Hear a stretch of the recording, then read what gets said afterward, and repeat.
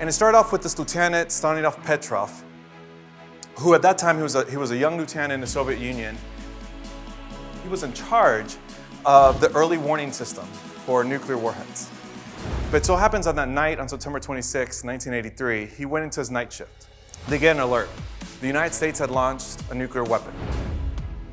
And Petrov has this reaction. I understand that's what the computer's telling me, but something's wrong here. He starts reflecting on the decision he needs to make.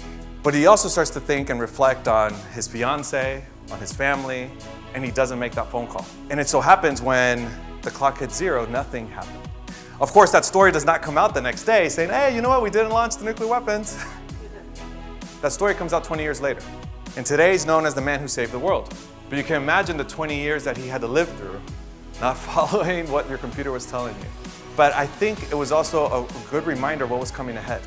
And as we talk as HR professionals today and in our companies, in our communities, that superpower has not changed at all. If anything, is needed today more than ever. And I want to get your perspective. What makes us human? Sentiments, emotions, connection, love, empathy, reflection. What scares you about AI? Hopefully, these questions could also be an inspiration for you to ask your teams and your organizations in the very near future when you get to go back. Technology is there to be an extension of what it is to be human.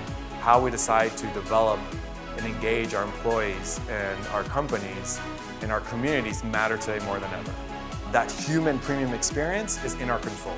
And I encourage you all to lean into that because 1, I know that's what brought you here today, but 2, I know more importantly, that's what's going to take you to that work tomorrow that you all do. Again, I want to thank you so much for having me today. It's been an inspiration to be with all of you. Thank you.